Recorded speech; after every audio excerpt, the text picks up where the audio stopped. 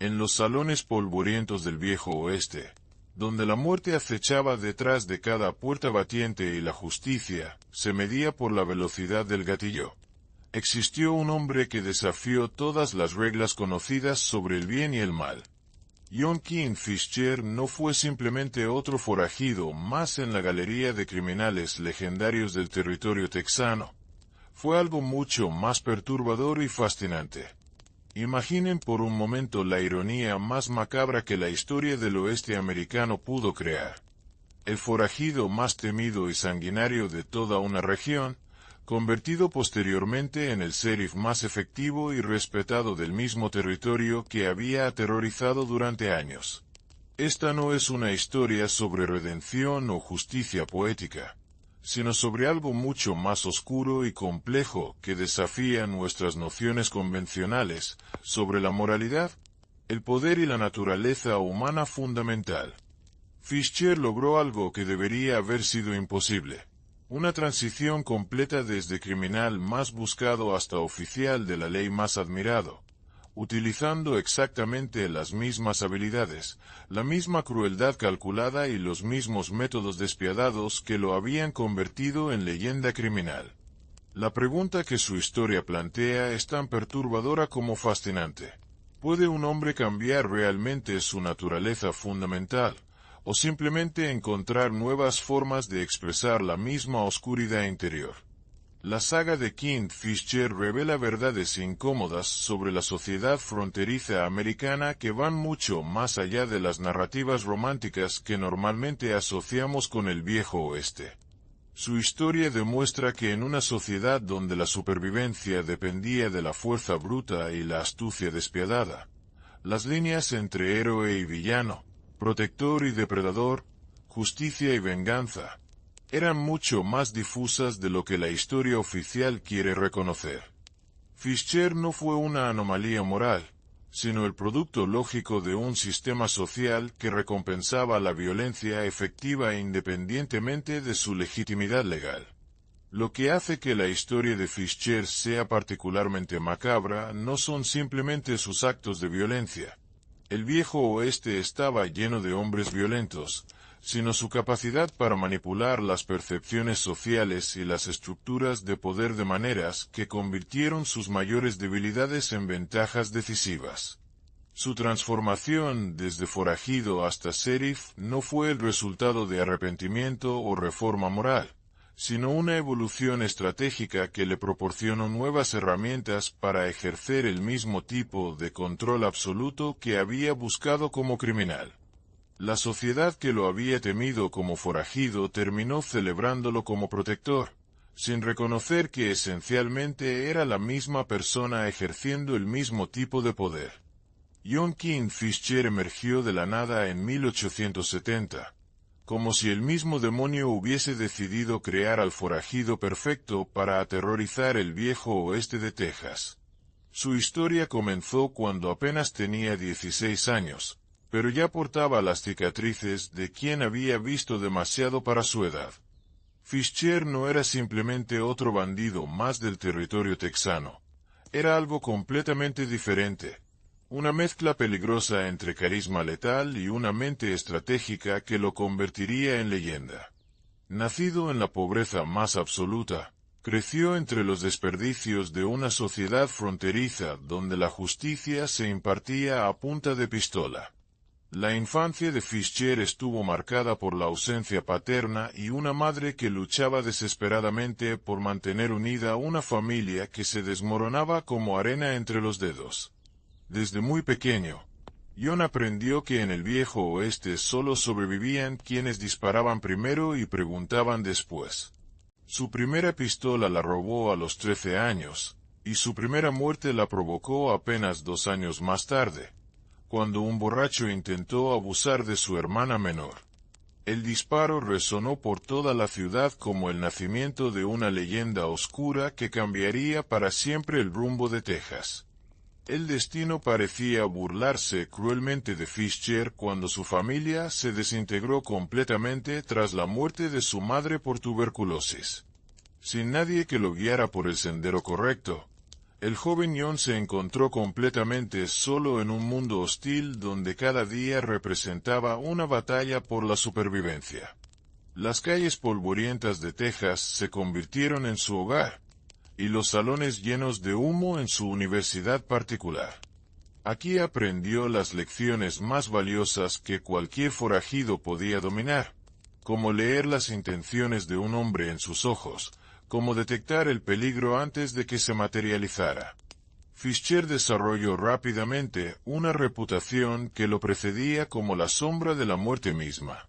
Su habilidad con las pistolas no tenía precedentes en todo el territorio, pero lo que realmente lo distinguía era su capacidad para anticipar los movimientos de sus enemigos como si pudiera leer sus pensamientos. Los veteranos del viejo oeste contaban historias sobre duelos donde Fischer parecía moverse antes de que su oponente siquiera pensara en desenfundar. Su fama crecía exponencialmente con cada enfrentamiento, y pronto su nombre se susurraba en los salones más peligrosos de Texas con una mezcla de respeto y terror absoluto. La transformación de Fischer de huérfano desesperado a forajido temido no ocurrió de la noche a la mañana, sino que fue un proceso gradual y calculado que reveló su verdadera naturaleza estratégica. Durante 1871, comenzó a formar su primera banda de criminales, reclutando cuidadosamente a hombres que complementaran sus habilidades particulares. No buscaba simplemente matones sin cerebro, sino individuos con talentos específicos que pudieran ejecutar robos complejos y elaborados. Su banda se convirtió rápidamente en la más eficiente y peligrosa de todo el territorio texano, operando con una precisión militar que desconcertaba completamente a las autoridades. Los primeros robos de Fischer fueron obras maestras de planificación y ejecución que demostraron su genio criminal innato.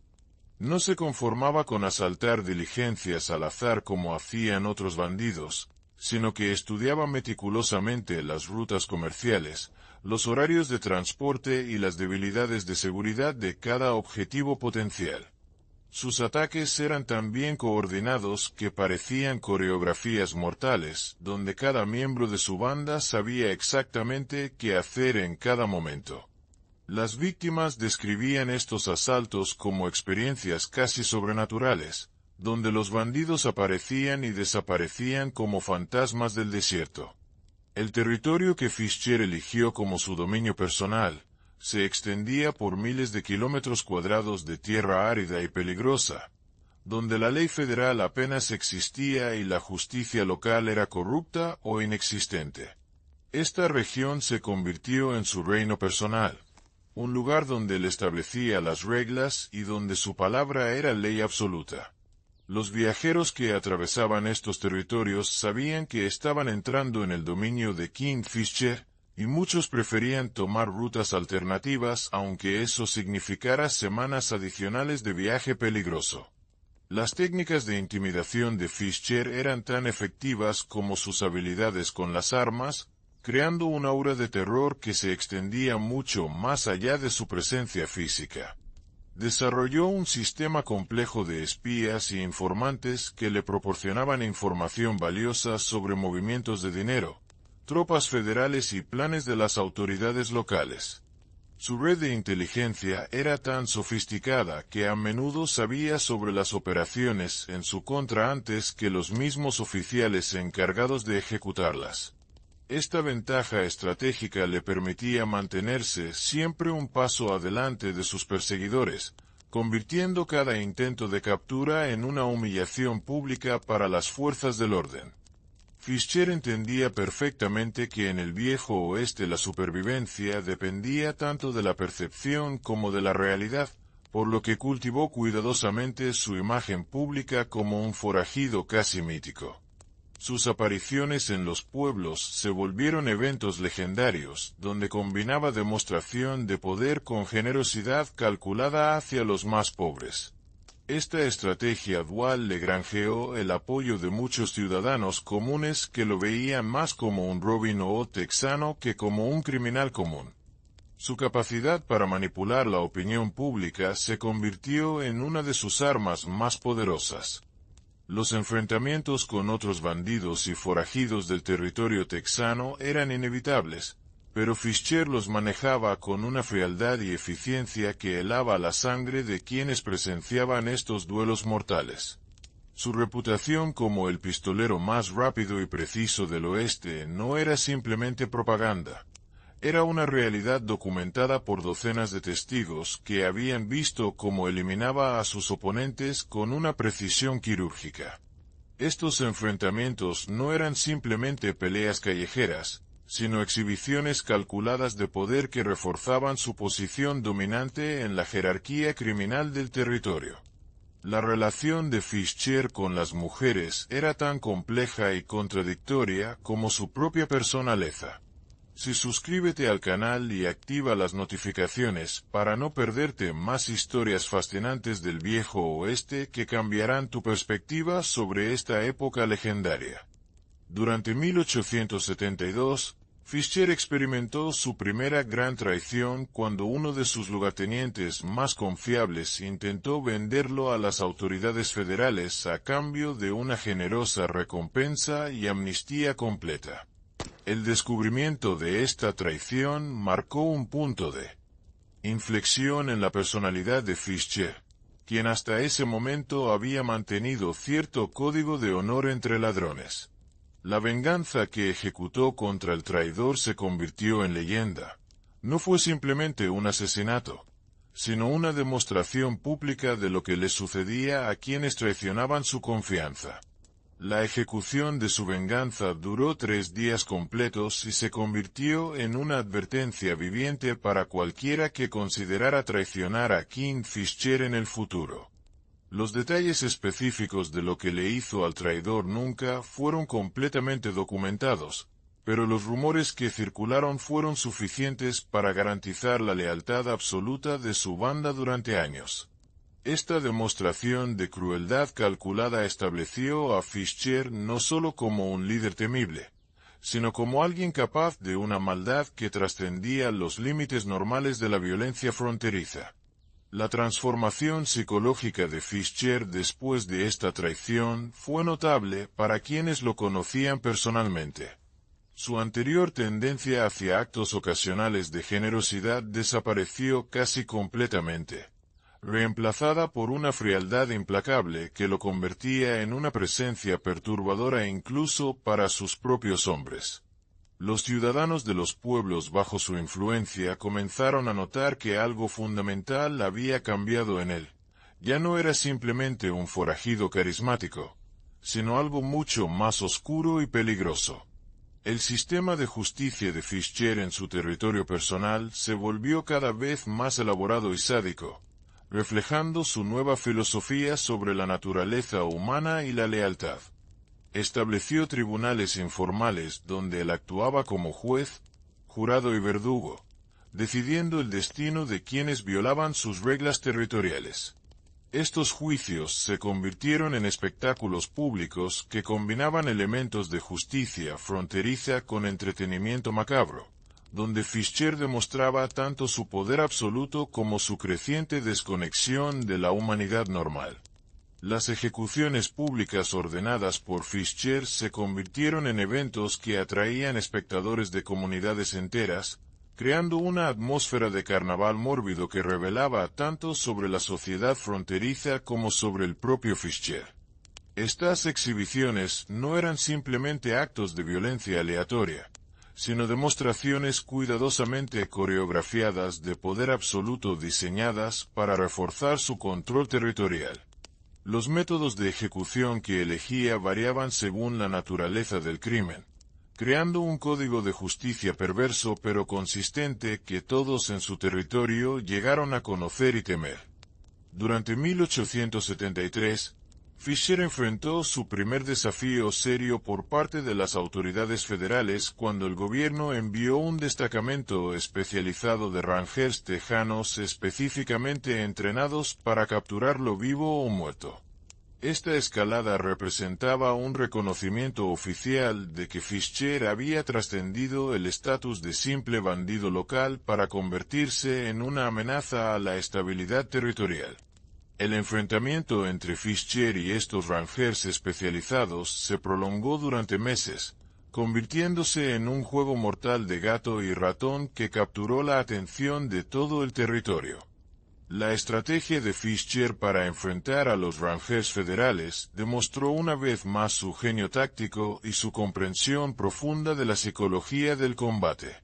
En lugar de enfrentar directamente a una fuerza superior, implementó una campaña de guerrilla psicológica diseñada para quebrar la moral enemiga antes del enfrentamiento físico.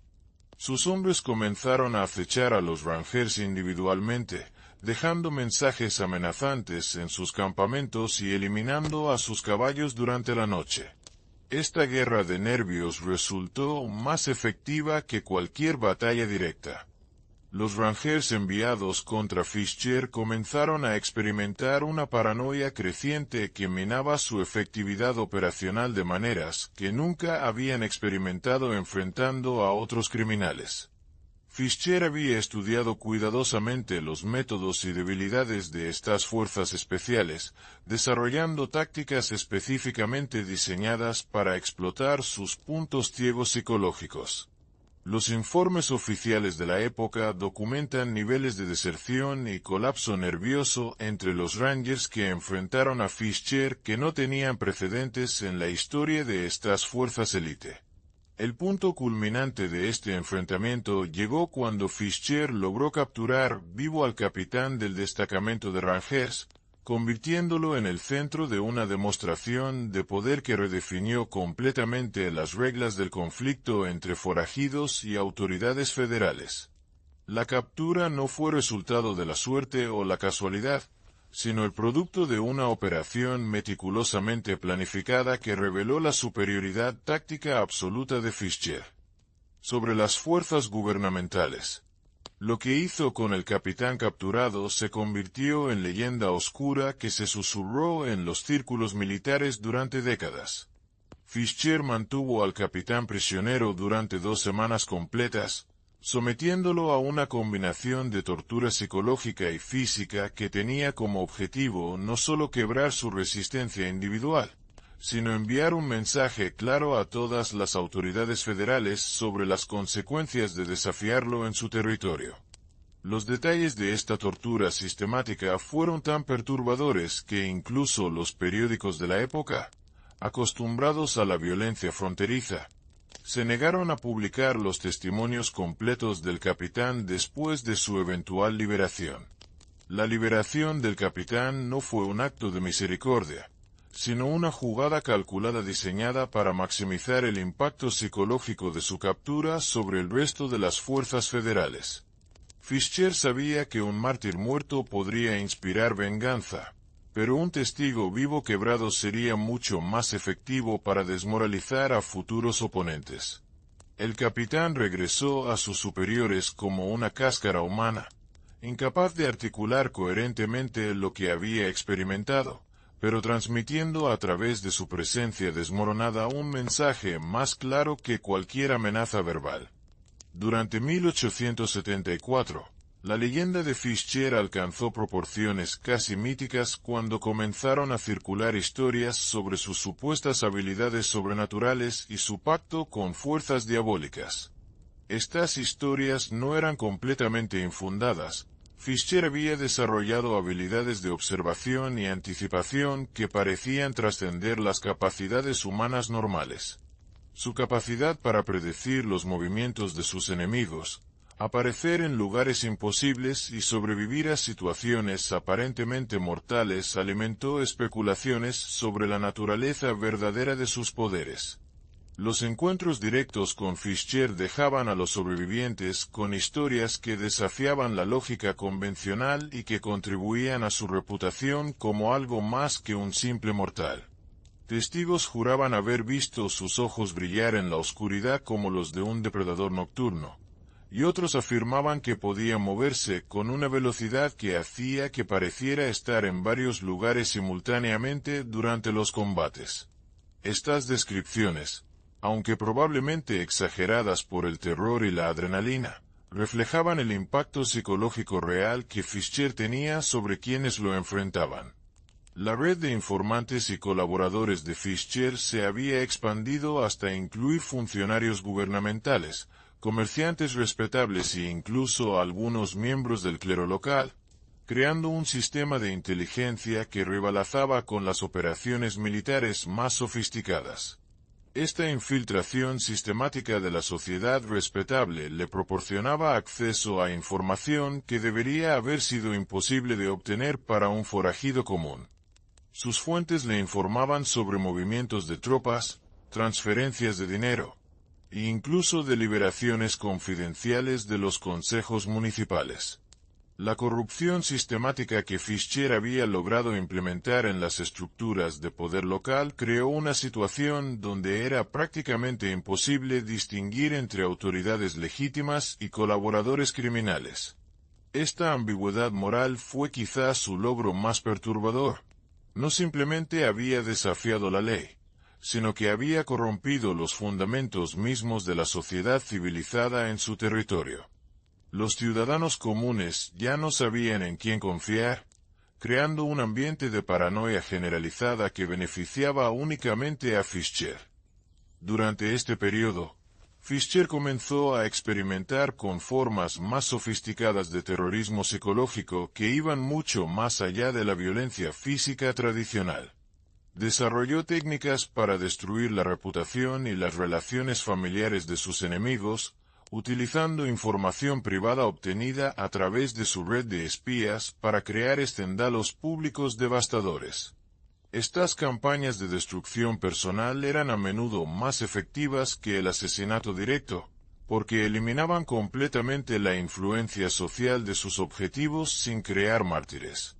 Las tácticas de guerra psicológica de Fischer incluían la infiltración de rumores diseñados específicamente para crear división y desconfianza entre las familias y comunidades que podrían oponerse a él.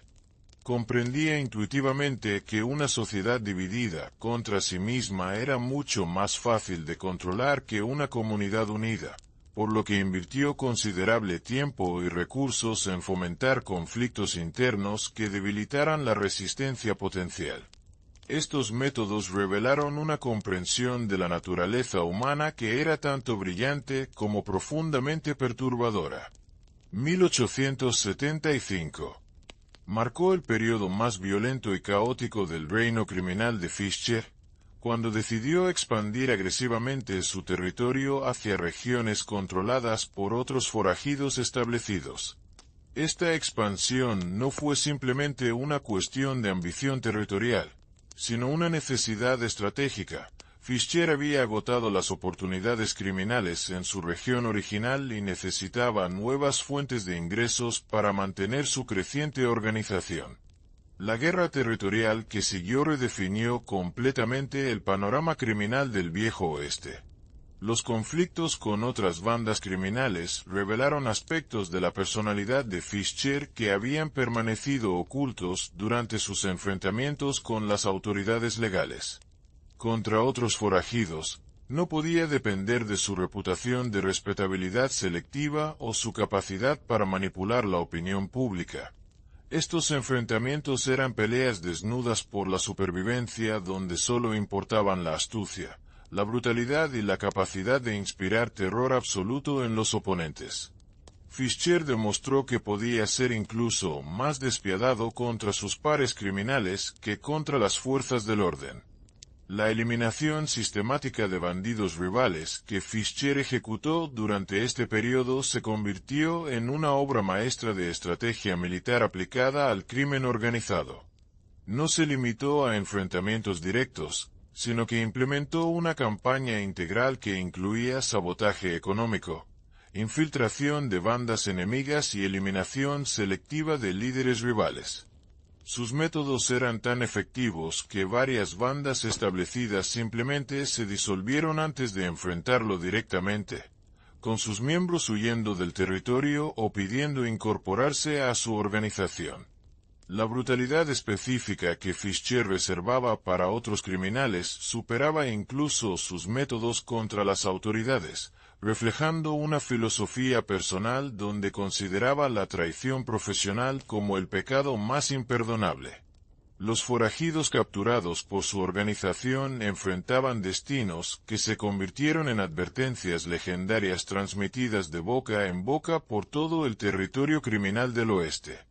Estos castigos no eran simplemente ejecuciones, sino demostraciones elaboradas diseñadas para garantizar que ningún criminal en su sano juicio considerara desafiarlo en el futuro. Si te fascina conocer más sobre estas historias macabras del viejo oeste, suscríbete y activa la campanita para descubrir los secretos más oscuros de esta época legendaria. La consolidación del poder territorial de Fischer durante 1876 reveló su genio para la administración criminal organizada, estableciendo sistemas de tributo y protección que funcionaban con la eficiencia de un gobierno paralelo. Su organización había evolucionado desde una simple banda de forajidos hasta convertirse en una estructura casi gubernamental que proporcionaba servicios específicos a cambio de lealtad y pagos regulares.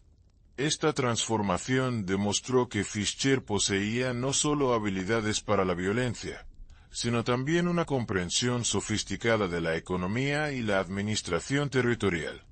Los impuestos que Fischer imponía a comerciantes, rancheros e incluso a funcionarios gubernamentales corruptos crearon un flujo de ingresos constante que le permitió mantener una organización mucho más grande y sofisticada que cualquier banda criminal anterior en la historia del territorio.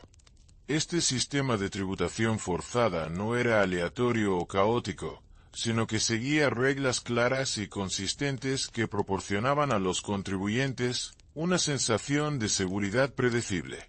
Quienes pagaban puntualmente recibían protección real contra otros criminales y problemas. La evolución de Fischer hacia un rol casi gubernamental creó situaciones paradójicas donde ciudadanos comunes preferían tratar con su organización criminal que con las autoridades legales corruptas e ineficientes. Su gobierno proporcionaba servicios más confiables, justicia más rápida y protección más efectiva que las instituciones oficiales. Esta inversión de la moralidad convencional fue quizás el logro más perturbador de Fischer. Había creado una situación donde el crimen organizado era objetivamente superior al gobierno legítimo. Durante este periodo, Fischer comenzó a reclutar activamente a individuos con habilidades técnicas y educación formal, reconociendo que el futuro del crimen organizado requería algo más que simple violencia bruta. Su organización comenzó a incluir contadores, abogados corruptos, telegrafistas e incluso algunos ingenieros, creando una estructura criminal que podía competir efectivamente con cualquier empresa legítima de la época. Esta profesionalización del crimen fue una innovación que influenció el desarrollo del crimen organizado durante décadas posteriores. La sofisticación creciente de las operaciones de Fischer incluía el desarrollo de códigos secretos para comunicaciones, sistemas de lavado de dinero rudimentarios pero efectivos, e incluso inversiones legítimas diseñadas para crear fachadas respetables para sus actividades criminales. Su capacidad para operar simultáneamente en los mundos legal e ilegal le proporcionaba ventajas estratégicas que ningún forajido anterior había logrado conseguir. Esta dualidad hizo que fuera prácticamente imposible para las autoridades atacar efectivamente su organización sin dañar también intereses legítimos. La primera señal de que Fischer estaba considerando una transición hacia la legitimidad apareció en 1877, cuando comenzó a establecer contactos discretos con figuras políticas respetables que podrían facilitar su eventual reinvención como ciudadano respetable. Esta evolución no representaba un abandono de sus métodos criminales, sino una expansión estratégica hacia nuevas formas de poder que requerían una fachada de respetabilidad. Fischer había comprendido que el poder real en una sociedad civilizada requería legitimidad oficial además de fuerza bruta. Los primeros intentos de Fischer para lavar su reputación involucraron donaciones caritativas altamente publicitadas y actos de generosidad hacia comunidades que había aterrorizado previamente. Esta estrategia de rehabilitación de imagen era sorprendentemente sofisticada para la época, demostrando una comprensión intuitiva de cómo la opinión pública podía ser manipulada a través de acciones simbólicas cuidadosamente calculadas. Sus actos de caridad no eran genuinos, sino inversiones estratégicas en su futuro político potencial. La complejidad de la personalidad de Fischer se reveló completamente durante este periodo de transición, donde mostraba simultáneamente una capacidad para la generosidad pública genuina y una crueldad privada que superaba incluso sus excesos anteriores. Esta dualidad no era hipocresía simple, sino que reflejaba una comprensión sofisticada de cómo diferentes roles sociales requerían diferentes máscaras emocionales. Fischer podía ser genuinamente compasivo con viudas y huérfanos mientras ordenaba torturas elaboradas para sus enemigos, sin experimentar conflicto psicológico aparente. La decisión de Fischer de buscar un cargo político oficial representó la culminación lógica de su evolución desde forajido hasta administrador territorial de facto.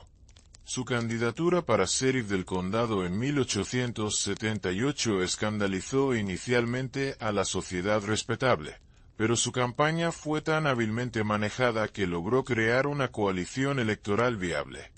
Esta transición de criminal a oficial de la ley fue quizás la ironía más grande en la historia del viejo oeste americano.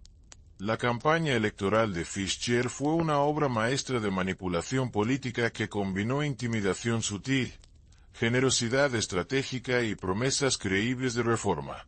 Su plataforma política no negaba su pasado criminal, sino que lo presentaba como una ventaja única. ¿Quién mejor para combatir el crimen que alguien que entendía perfectamente cómo funcionaban las mentes criminales? Esta honestidad calculada resultó más efectiva que cualquier intento de ocultar su historia, porque proporcionaba a los votantes una sensación de autenticidad que los políticos convencionales no podían igualar. Los oponentes políticos de Fischer se encontraron en la posición imposible de atacar a un candidato cuya reputación criminal era ya completamente conocida, paradójicamente, parte de su atractivo electoral. Sus intentos de desacreditarlo solo sirvieron para recordar a los votantes que Fischer había sido más efectivo combatiendo el crimen desde el lado criminal que cualquier sheriff anterior desde el lado legal. Esta inversión de la narrativa política convencional demostró una vez más el genio estratégico de Fischer para convertir aparentes debilidades en ventajas decisivas. La victoria electoral de Fischer para sheriff fue tan abrumadora que incluso sus críticos más fervientes tuvieron que reconocer que representaba la voluntad genuina de la mayoría de los ciudadanos. Su transición oficial de forajido más temido a oficial de la ley más poderoso del condado se completó en una ceremonia que combinó elementos de celebración popular con una tensión subyacente que reflejaba la naturaleza sin precedentes de esta transformación. El juramento de Fischer como sheriff se convirtió en uno de los momentos más surrealistas en la historia política del viejo oeste. Los primeros meses de Fischer como sheriff demostraron que su comprensión del crimen desde la perspectiva criminal lo convertía en el oficial de la ley más efectivo que el condado había tenido jamás. Su capacidad para anticipar las tácticas criminales, identificar redes de colaboración y desmantelar operaciones ilegales era literalmente incomparable, porque se basaba en décadas de experiencia personal ejecutando exactamente los mismos tipos de actividades. Los índices de criminalidad en su jurisdicción cayeron a niveles históricamente bajos casi inmediatamente. La metodología de Fischer para combatir el crimen como sheriff incluía técnicas que las fuerzas del orden convencionales consideraban éticamente cuestionables, pero que resultaban devastadoramente efectivas. Su disposición a utilizar informantes criminales, infiltrar organizaciones ilegales y emplear métodos de interrogatorio que bordeaban la tortura legal le proporcionaba ventajas investigativas que ningún sheriff anterior había poseído. Esta efectividad práctica creó un dilema moral para los ciudadanos que valoraban tanto la justicia como los métodos legales tradicionales. La administración de Fischer como sheriff reveló la complejidad fundamental de la justicia en una sociedad fronteriza donde las líneas entre legal e ilegal, moral e inmoral, habían sido sistemáticamente borrosas durante décadas. Su éxito en reducir el crimen no podía ser negado, pero sus métodos planteaban preguntas fundamentales sobre el precio aceptable de la seguridad pública. Los ciudadanos del condado se encontraron viviendo en la comunidad más segura del territorio, pero bajo la autoridad de un hombre cuyo pasado criminal era legendario. Durante 1879, Fischer enfrentó su primera crisis seria como oficial legal cuando una banda de forajidos de un territorio vecino decidió probar la determinación del excriminal convertido en sheriff. Este desafío era inevitable. La reputación de Fischer como forajido había creado expectativas entre otros criminales de que sería más tolerante hacia las actividades ilegales que un sheriff convencional. El enfrentamiento que siguió se convirtió en una prueba definitiva de si Fischer había realmente cambiado de lealtades o si su cargo oficial era simplemente otra estrategia criminal. La respuesta de Fischer a este desafío criminal fue tan brutal y eficiente que estableció inmediatamente su reputación como el sheriff más peligroso del territorio para cualquier forajido que considerara operar en su jurisdicción. Utilizó todos los métodos y contactos de su carrera criminal anterior, pero ahora con la autoridad legal completa para hacerlo, creando una combinación de conocimiento criminal y poder oficial que era literalmente letal para cualquier organización ilegal.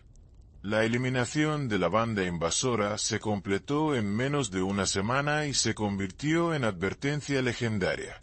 Los métodos específicos que Fischer empleó contra los forajidos invasores fueron tan despiadados que incluso algunos de sus partidarios comenzaron a cuestionar si el poder oficial había simplemente proporcionado nuevas herramientas para su naturaleza criminal fundamental.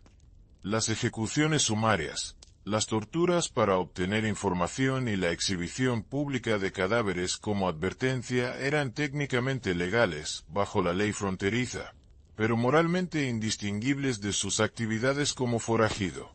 Esta ambigüedad ética definió toda su carrera como sheriff.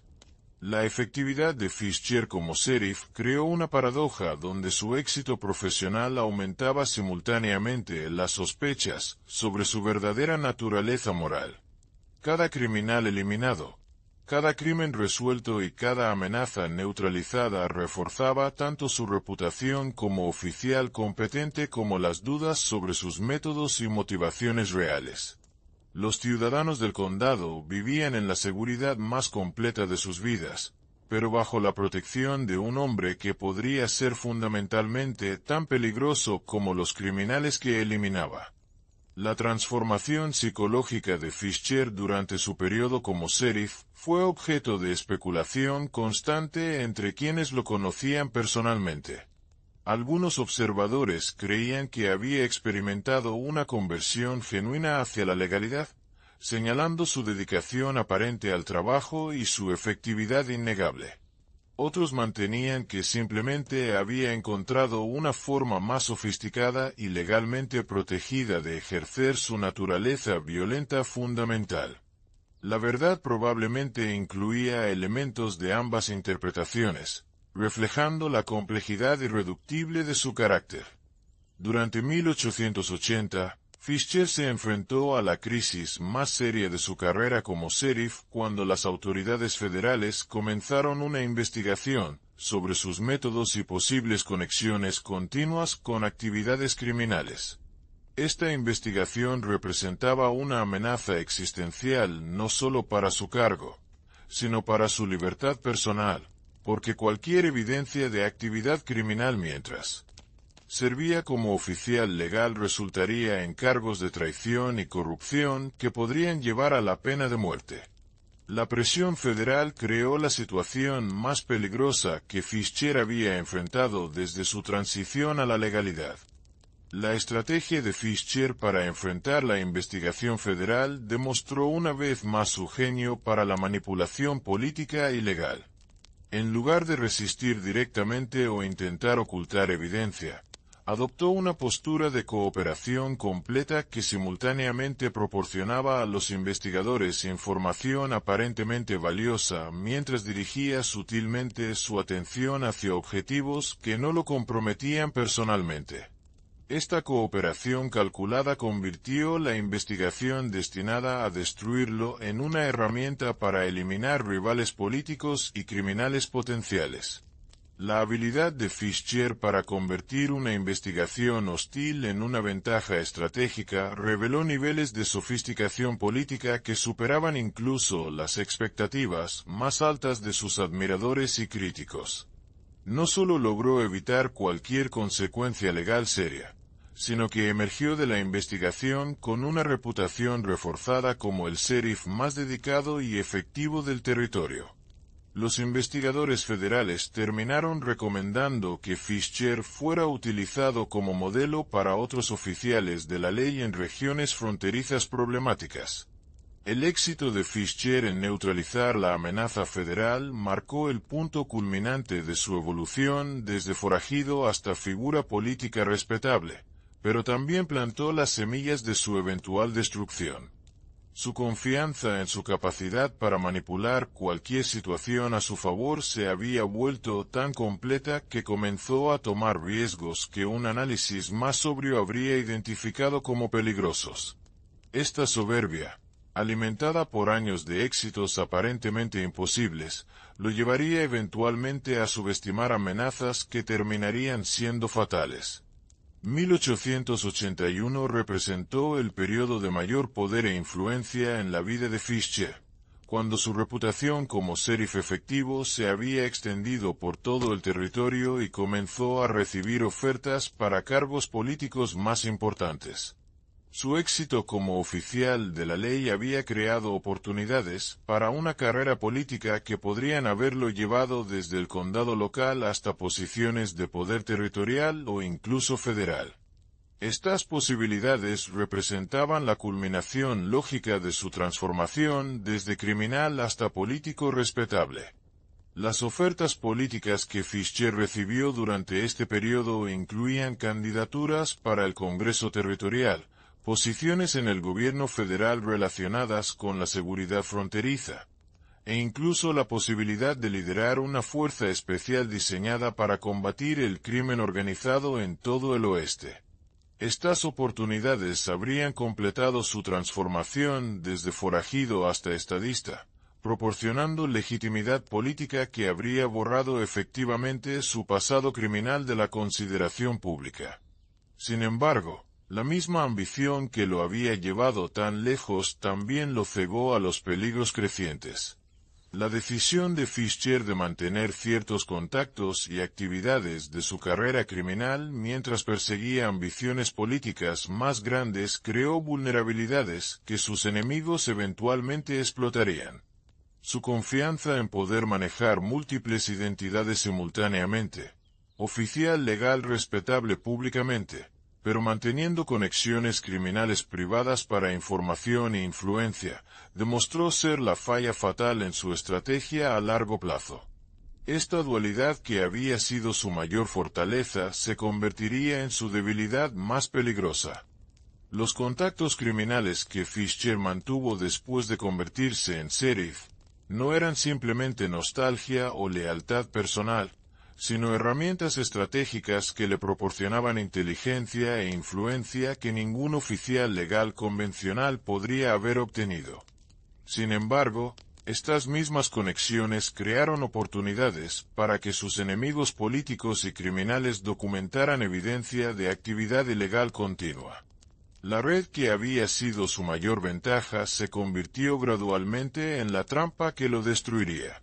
Si quieres conocer el desenlace impactante de esta historia, no olvides suscribirte y activar las notificaciones para no perderte cómo termina esta saga legendaria del Viejo Oeste. Durante 1882, Fischer comenzó a experimentar los primeros signos serios de que su compleja estrategia de identidades múltiples estaba comenzando a colapsar bajo su propio peso. Las presiones de mantener una reputación pública impecable mientras preservaba conexiones criminales privadas crearon tensiones psicológicas que comenzaron a manifestarse en comportamiento errático y decisiones cada vez más arriesgadas. Sus asociados más cercanos notaron cambios en su personalidad que sugerían que las tensiones internas finalmente estaban superando su capacidad de control. Las primeras grietas en la fachada de respetabilidad de Fischer aparecieron cuando testigos comenzaron a reportar encuentros nocturnos con figuras sospechosas que contradecían su imagen pública como sheriff dedicado exclusivamente a la aplicación legal de la ley. Estos avistamientos, aunque inicialmente desestimados como rumores maliciosos, comenzaron a formar un patrón que sugería actividad criminal continua. La investigación informal por parte de periodistas locales comenzó a documentar evidencia que eventualmente llegaría a autoridades hostiles. La paranoia creciente de Fischer durante este periodo se manifestó en un aumento dramático de la violencia de sus métodos oficiales y una tendencia a interpretar cualquier cuestionamiento de su autoridad como amenaza personal que requería eliminación inmediata. Sus subordinados en el departamento del sheriff comenzaron a temer trabajar estrechamente con él, reportando privadamente que se había vuelto impredecible y peligroso incluso para sus propios oficiales. Esta alienación de sus propios hombres creó vulnerabilidades adicionales que sus enemigos pudieron explotar.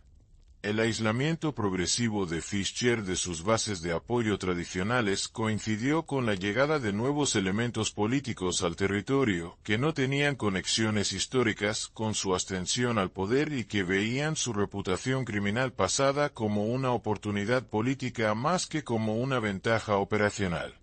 Estos nuevos adversarios no estaban intimidados por su reputación como exforajido, sino que la consideraban evidencia de corrupción fundamental que podía ser utilizada para avanzar sus propias ambiciones políticas. La campaña sistemática para socavar la autoridad de Fischer que comenzó durante 1883 fue más sofisticada y efectiva que cualquier oposición que había enfrentado previamente. Sus nuevos enemigos utilizaron métodos legales y políticos que neutralizaban sus ventajas tradicionales basadas en intimidación y violencia. Esta nueva forma de conflicto requería habilidades diferentes a las que Fischer había desarrollado durante su carrera criminal, y su incapacidad para adaptarse efectivamente a este nuevo tipo de guerra marcó el comienzo de su declive final. Los documentos y testimonios que los investigadores hostiles comenzaron a acumular durante este periodo crearon un caso circunstancial pero convincente de que Fischer había continuado dirigiendo operaciones criminales después de convertirse en sheriff.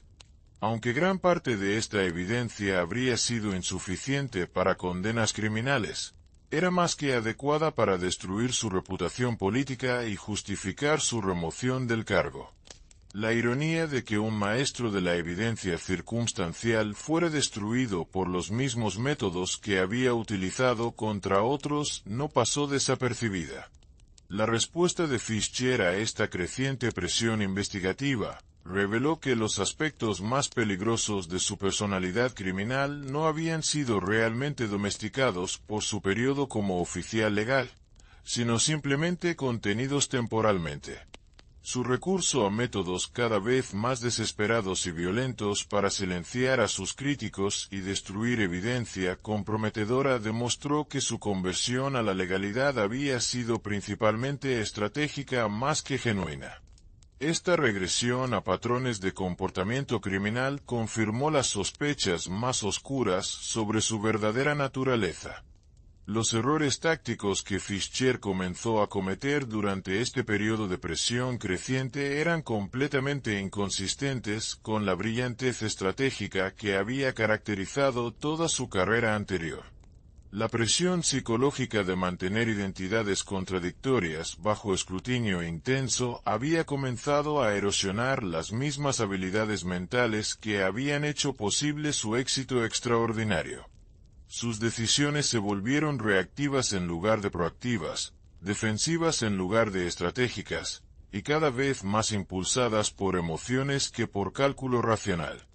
La fase final de la carrera de Fischer comenzó en 1884, cuando las múltiples presiones legales, políticas y personales convergieron en una crisis que superó incluso su capacidad legendaria para manipular situaciones imposibles. Los enemigos que había acumulado durante décadas de actividad criminal y política habían finalmente logrado coordinar sus esfuerzos lo suficiente como para crear una amenaza que no podía ser neutralizada por los métodos tradicionales que Fischer había utilizado para eliminar oposición individual. La coalición que se formó contra Fischer durante sus últimos meses incluía elementos federales, rivales, políticos locales, familiares de víctimas de su carrera criminal, e incluso algunos de sus antiguos asociados criminales que habían decidido que representaba una amenaza para sus propias operaciones. Esta diversidad de enemigos significaba que ninguna estrategia única podría neutralizar todas las amenazas simultáneamente, creando un desafío multidimensional que requería recursos y habilidades que Fischer ya no poseía. La decisión final de Fischer de enfrentar sus amenazas convergentes con una demostración de violencia que recordaría a todos porque había sido temido originalmente representó tanto un retorno a sus orígenes como un reconocimiento de que sus experimentos con la legitimidad habían fracasado fundamentalmente. Su preparación para este enfrentamiento final incluyó elementos rituales que sugerían que entendía que probablemente no sobreviviría, pero que estaba determinado a controlar las circunstancias de su propia destrucción. La confrontación final que acabó con la vida de Fischer el 16 de marzo de 1884 en San Antonio no fue el resultado de la casualidad o la mala suerte, sino la culminación inevitable de décadas de violencia, traición y ambición descontrolada. Su muerte en el teatro de variedades, donde había ido aparentemente a relajarse, fue en realidad el punto culminante de una trampa elaborada que había sido meses en desarrollo. Los detalles específicos de cómo murió, acribillado por múltiples tiradores en un ataque coordinado, revelaron que sus enemigos habían aprendido de sus propios métodos. El legado inmediato de la muerte de Fischer fue tan complejo y contradictorio como había sido su vida, con algunos ciudadanos lamentando la pérdida de un protector efectivo mientras otros celebraban la eliminación de una amenaza fundamental para la sociedad civilizada. Los periódicos de la época lucharon por crear narrativas coherentes sobre un hombre que había sido simultáneamente el criminal más peligroso y el oficial de la ley más efectivo en la historia del territorio. Su muerte marcó el final de una era donde las líneas entre legalidad e ilegalidad podían ser tan dramáticamente borrosas. La muerte de John King Fischer en aquel teatro de San Antonio no marcó el final de su historia, sino el comienzo de un debate que continuaría atormentando las conciencias durante generaciones posteriores. Los ciudadanos que habían vivido bajo su protección como sheriff se encontraron enfrentando una realidad incómoda. Habían experimentado la seguridad más completa de sus vidas bajo la autoridad de un hombre cuya naturaleza fundamental permanecía envuelta en sombras impenetrables. Habían estado realmente seguros, o simplemente habían vivido bajo la protección de un depredador que había encontrado formas más sofisticadas de ejercer su dominio. Las preguntas que la vida y muerte de Fischer plantean trascienden las fronteras del Viejo Oeste y tocan aspectos fundamentales de la naturaleza humana que siguen siendo relevantes en nuestra época moderna. Su capacidad para reinventarse completamente mientras mantenía esencialmente la misma personalidad. Cores sugiere posibilidades tanto fascinantes como aterradoras sobre la maleabilidad de la identidad humana y los límites de la transformación personal genuina. Si un hombre puede cambiar tan radicalmente su papel social sin cambiar su naturaleza esencial, ¿qué nos dice eso sobre todos nosotros y nuestras propias capacidades ocultas para el bien y el mal? La leyenda de King Fisher persiste no porque representara los valores idealizados del viejo oeste americano, sino precisamente porque expuso las contradicciones más incómodas de esa sociedad. Su historia nos recuerda que la línea entre civilización y barbarie, entre protección y opresión, entre justicia y venganza, es mucho más delgada de lo que preferimos reconocer. En Fisher, el viejo oeste encontró tanto su producto más lógico como su crítica más devastadora. Un hombre que utilizó el sistema para trascender el sistema mismo, convirtiéndose en algo que era simultáneamente su mayor éxito y su fracaso más completo. Quizás la lección más perturbadora que nos deja la saga macabra de King Fisher es que nuestras categorías morales convencionales, héroe y villano, bueno y malo, legal e ilegal, pueden ser inadecuadas para comprender la complejidad real de la experiencia humana. Su historia nos desafía a considerar posibilidades incómodas sobre la naturaleza del poder, la justicia y la moralidad que preferiríamos no enfrentar. Y mientras reflexionas sobre estas preguntas perturbadoras, no olvides suscribirte para explorar más historias que desafían nuestras percepciones sobre la naturaleza humana, y activa las notificaciones para no perderte revelaciones igual de impactantes sobre los secretos más oscuros de la historia.